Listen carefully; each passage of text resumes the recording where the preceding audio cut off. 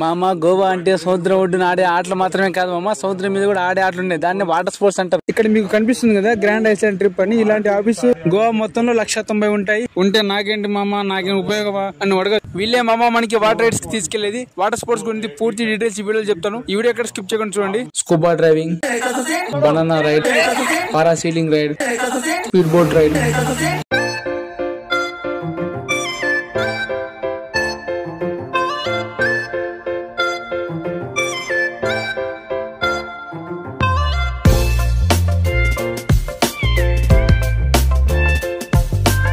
Good morning boys, today date in Goa అని ఎక్కడ పొద్దుగులు అందరూ లేసి రెడీ అయిపోయినాం. ఈరోజు మనం ప్లానింగ్ వచ్చేసి ఆ వాటర్ స్పోర్ట్స్ అటు పోయినాక దుమ్ము దులిపేలే రైడ్లన్నీ.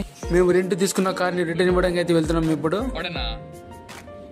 ఫ్రెండ్స్ ఇక్కడ ఒక బస్ అయితే కనబడుతుంది కదా, ఈ బస్సు మాకు కాలంగర్ నుంచి గ్రాండ్ ఐలాండ్ వెళ్లే స్పాట్ దగ్గరికి అయితే తీసుకొచ్చింది. ఈ బస్ లో మొత్తం మేము 40 మెంబర్స్ అయితే ట్రావెల్ చేసాము.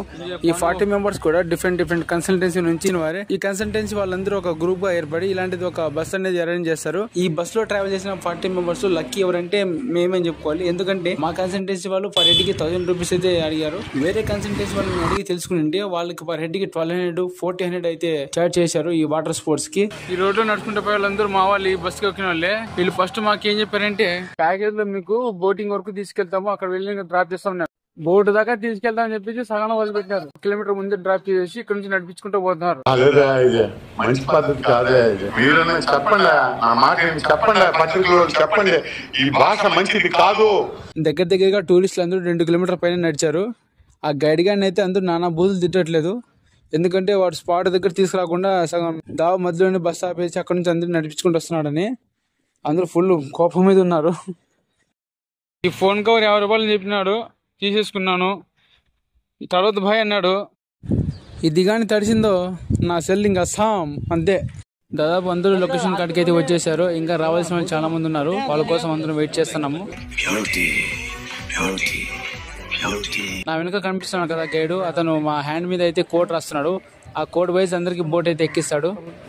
నా కోడ్ వచ్చేసి జెడ్కో. ఎప్పుడైతే గైడ్ జెడ్కో వాళ్ళందరూ బోట్ ఎక్కమని చెప్పాడో నేను జెట్ స్పీడ్ లో ముందు వచ్చి ఎక్కేసాను. అవెంజర్స్ ఇంకా రైడ్ మొదలెడదామా? నా ఎనర్జీని మ్యాచ్ చేసే బాయ్స్ వీళ్ళతో మామూలుగా ఉండదు బోట్ అంతా. రెడీగా ఉన్నాం. ఇంకా బోట్ వదులుతాను. ఇంకా బోట్ అయితే స్టార్ట్ అయిపోయి రోయ్ మేము ఉన్న ప్లేస్ నుంచి 30 కిలోమీటర్ల సముద్రంలో పోవాలి. అక్కడ గ్రాండ్ ఐలాండ్ ఉంటుంది. అక్కడ మన వాటర్ స్పోర్ట్స్ మొత్తం ఆడిస్తారు. ఇలా గోవాకి రావడానికి మేజర్ గా మనకి 3 వేస్ అయితే అవైలబుల్ ఉన్నాయి. అందులో first the bus way, second the train way, third the flight way. ఈ మూడిట్లో మీరున్న ఏరియాలో బట్టి ఏది బెస్ట్ మీరు చూస్ చేసుకోండి. అలాగే చూస్ చేసుకునే ఒకసారి బడ్జెట్ కూడా ప్లాన్ చేసుకోండి. అందరికి టిఫిన్ ఇచ్చేసారప్ప. టిఫిన్ లోటి బాగా ఇస్తున్నారు. టోటల్ ఏమి ఇస్తున్నారు? ప్యాకేజీలో ఒక పెద్ద సమోసా వచ్చింది తిన్నాక పొద్దునే 2 సమోసాలు, సాస్ ప్యాకెట్. ఈ పూటకి ఇది గడిచిపోయింది. ఇంకా సమోసాలుగా పురస్కార పెట్టి వలన పెట్టి వలన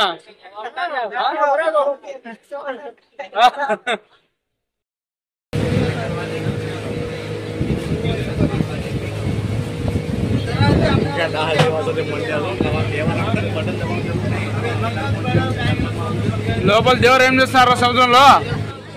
బోటు ఒడ్డు నుంచి సముద్రం మీదకి కొంచెం ముందు పోయింది.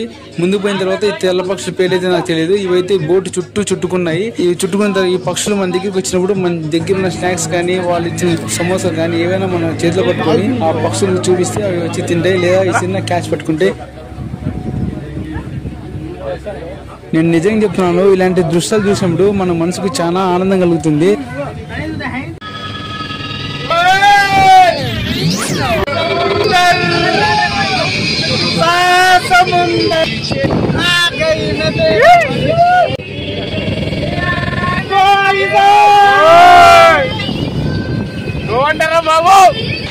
మీకు దూరంగా ఒక పెద్ద కొండ కింద కనిపిస్తుంది కదా, ఆ కనిపించేది గ్రాండ్ ఐలాండ్. మేము అక్కడికి వెళ్ళాలి. ఇక్కడ నుంచి అక్కడికి 30 కిలోమీటర్స్ డిస్టెన్స్ అయితే ఉంది. ఇప్పుడు మన బోట్ వచ్చేసి సముద్రం మధ్యలో పోతుంది. హాఫ్ ఆఫ్ డిస్టెన్స్ అయితే వచ్చేసాము. బోట్ మూవ్ అయిన 10 నిమిషాలకి వాళ్ళతో నేను మాట్లాడి డీజే అయితే సెటప్ చేశాను. ఆ డీజే ఆపరేటర్ అంతా మంది. బోట్ లో ఉన్న వాళ్ళందరూ అయితే బాగా చిల్ అవుతున్నారు. అసలు వేరే లెవెల్ అనమాట. ఒక వైబ్ లో మునుగుతున్నారు.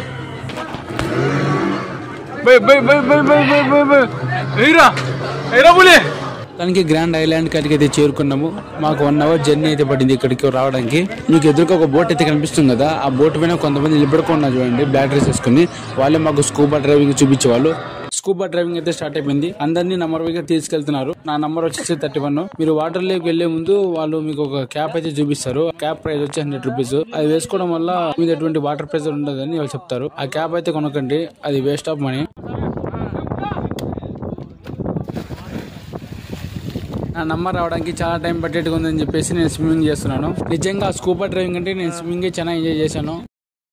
మీరు వాటర్ లేక్ పోయిన తర్వాత ఫస్ట్ మీ హ్యాండ్ ఉన్న నంబర్ని కెమెరామెన్ వైపు అయితే చూపించండి. అలా చూపించడం వల్ల యూజ్ ఏంటంటే మీరు మళ్ళీ వచ్చిన తర్వాత మీ నంబర్ చెప్తే వాళ్ళు మీకు వాట్సాప్ లో వీడియోని అయితే సెండ్ చేస్తారు. మీరు వాటర్ లో ఉన్నప్పుడు వాళ్ళు చెప్పిన సిగ్నల్స్ అయితే మీరు మర్చిపోకండి.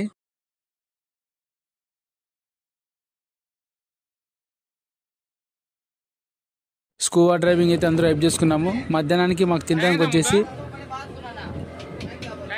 వైట్ రైస్, చికెన్ కర్రీ, దాల్, రోటీలు, ఈ 4 అయితే మాకు సర్వ్ చేశారు. వెజ్ తినే వాళ్ళకి వెజ్, నాన్ వెజ్ తినే వాళ్ళకి నాన్ వెజ్. నేనైతే వైట్ రైస్, చికెన్ కర్రీ, రోటీ అయితే తీసుకున్నాను. ఈ ఫుడ్ ఐటమ్స్ అన్ని కూడా మనకు ప్యాకేజ్ లోనే వాళ్ళు ఇంక్లూడ్ చేస్తారు. దీనికి స్పెషల్ గా ఛార్జ్ అయితే ఏముండదు. టేస్ట్ అయితే చాలా బాగుంది. ఇప్పుడు మన సెకండ్ రైడ్ అయితే స్టార్ట్ అవ్వబోతుంది. సెకండ్ రైడ్ పేరు వచ్చేసి బనానా రైడ్. ఈ రైడ్ ఎలా ఉంటుందో చెప్పి ఫస్ట్ రైడ్ అయితే నేనే వేయబోతున్నాను. చూడాలి ఎలా ఉండబోతుందో.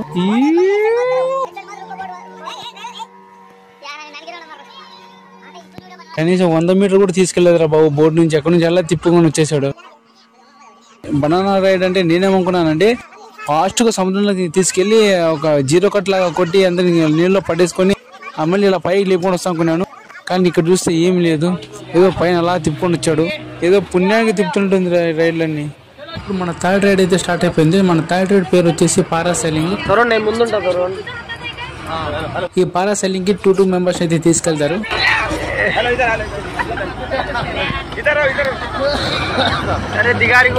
నేను పార్టిసిపేట్ చేసిన 5 రైడ్స్ లో బెస్ట్ రైడ్ ఏదైనా మీరు అడిగితే ఈ పారాసైలింగ్ రైడ్ అని చెప్తాను. నాకు బాగా అసలు థ్రిల్లింగ్ ఇచ్చింది. కాబట్టి ఇంకా నిమిషాలు ఇంకా గాల్లో ఎగిరింటి బాగుంటుంది అనిపించింది. కానీ తొందరగా దించేశారు. అయితే ఎగిరినంత సేపు గాల్లో చాలా హ్యాపీగా అనిపిస్తుంది నాకు.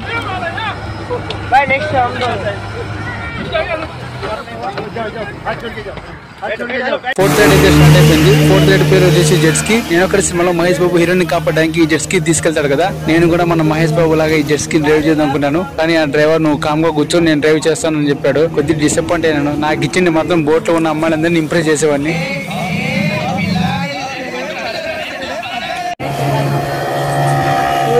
లాస్ట్ రైడ్ పేరు వచ్చేసి బంపర్ రైడ్. ఈ రైడ్ లో మొత్తం ఒకేసారి అట్ ఏ టైం 5 మెంబర్స్ తీసుకెళ్తారు. మ్యాట్ మీద ఎలా పడుకుంటాము అలా పడుకొని బోట్ ఫాస్ట్ గా పోయినప్పుడు ఎదురుగా అలలు వస్తాయి కదా, అలలు వచ్చేటప్పుడు ఈ బంపర్ ఎగురుకుంటూ పోతుంది. మన మీద వాటర్ పడ్డము కొంచెం బాగా థ్రిల్లింగ్ గా ఉంటుంది ఈ బంపర్ రైడ్ కూడా. మీ ఫ్రెండ్స్ తో గానీ మీ ఫ్యామిలీతో గానీ మీరు ఎప్పుడైనా గోవాకి వచ్చినప్పుడు తప్పకుండా ఈ వాటర్ స్పోర్ట్స్ మొత్తం ట్రై చేయండి.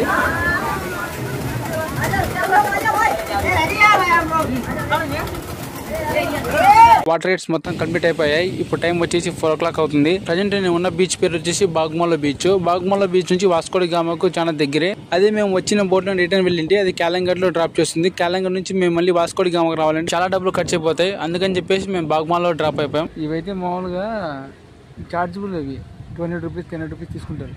కానీ నేను మా ఫ్రెండ్ సన్నగా వచ్చి ఇలా పడుకునేది ఫ్రీ సవక. ఇక్కడ ఆడుకుంటూ కనిపిస్తున్న ఈ నేపాల్ బుడ్డోని వీళ్ళమ్మ నాకు అప్పచెప్పిపోయింది. నేను సముద్రంలో అలా వెళ్ళి ఈది కొట్టి వస్తాను, అప్పటిదాకా మా పిల్లల్ని చూస్తుండని సరే అని చెప్పాను. వాళ్ళమ్మ ఇంకా రాలేదు. వీడైతే బాగా చక్కగా ఆడుకుంటున్నాడు. బాగ్మాల బీచ్ లో నాకు బాగా నచ్చిన అంశం ఏమైనా ఉందంటే అది సన్సెట్ అని చెప్పాలి. చాలా బాగుంది. ఇక్కడ బ్యూటిఫుల్ గా ఉంది సన్సెట్.